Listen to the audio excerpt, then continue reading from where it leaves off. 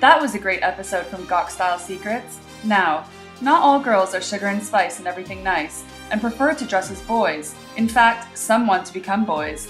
Next up, a new documentary series to explore society's perceptions among trans people.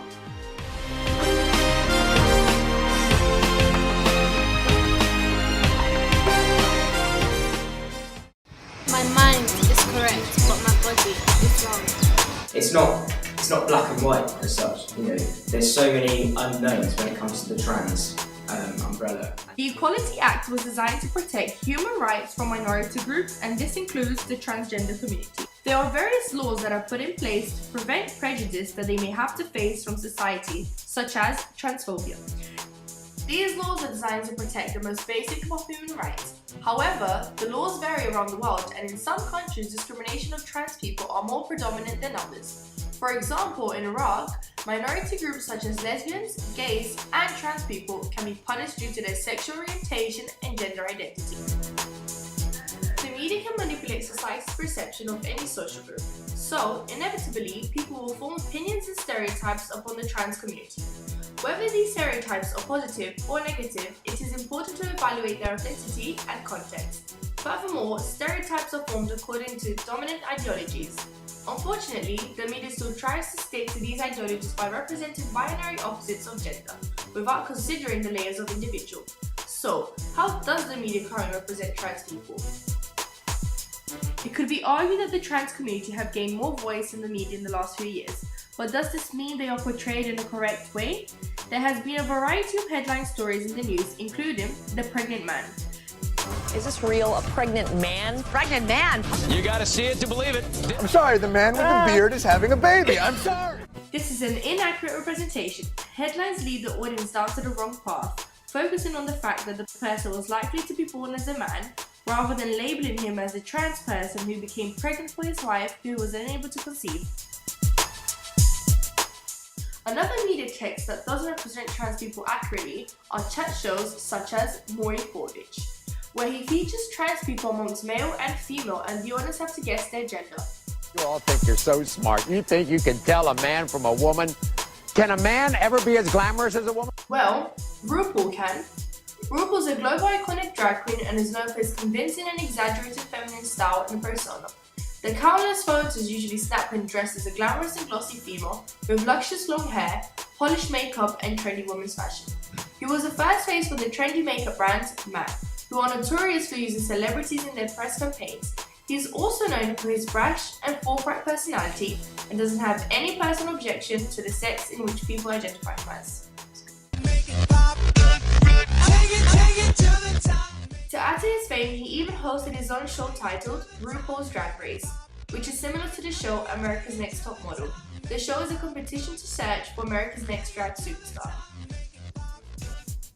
But do all media texts expose the trans community as flashy drag queens? Or are there indeed films and television shows that reveal the layers of their identity? My Transsexual Summer, a TV documentary series aired on Channel 4.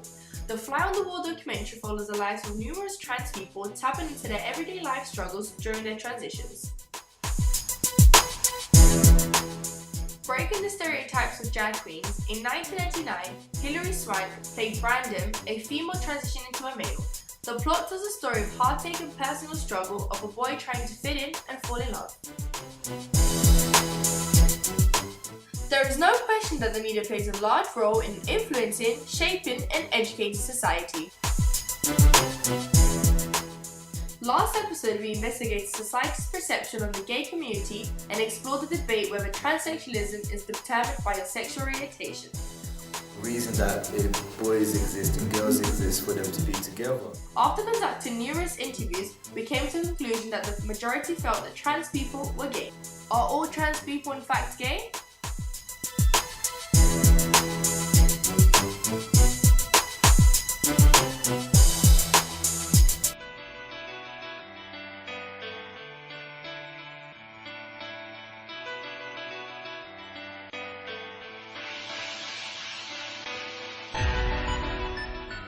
In this episode, we'll be looking at the transgender community, more specifically into cross-dressers and trans people. So let's go!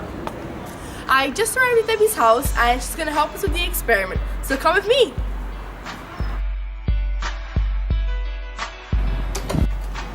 Hi, nice to meet you. Nice to meet you. Thank you. This is my room. I think it's the best place to do the transformation.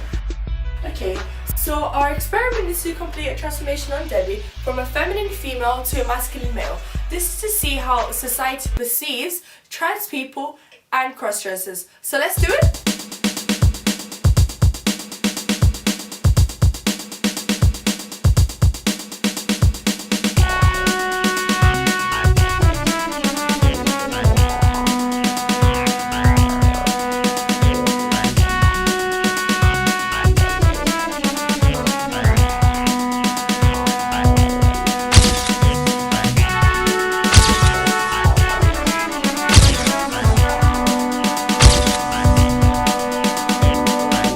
As you can see, we just left Debbie's house. She's fully transformed as a masculine male.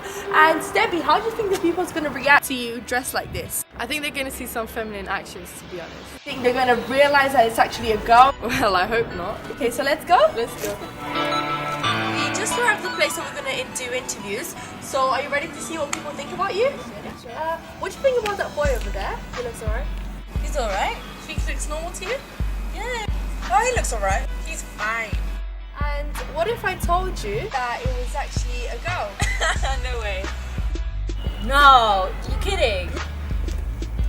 Wow. Oh my god. Yeah? Yeah? And how did you feel when you found out it was a girl? Surprise, shocked. I genuinely thought he was a guy. I was not expecting that. Shocked because from far you don't. And what do you think about cross-dressers and trans people? Cross-dressers being a girl that dresses up as a boy or a boy that dresses up as a girl. Well, I wouldn't mind, but it confuses people a little bit. If the person feels comfortable in what they're wearing, I don't mind. It's up to them, it's their opinion, it's what they want to do. I think cross-dressers are just confused in the head. But transsexuals, I don't know what to say about them. To be honest, I don't really mind because as long as they're happy and they're comfortable. With these interviews, we realised that 80% of the feedback were positive and 20% were negative.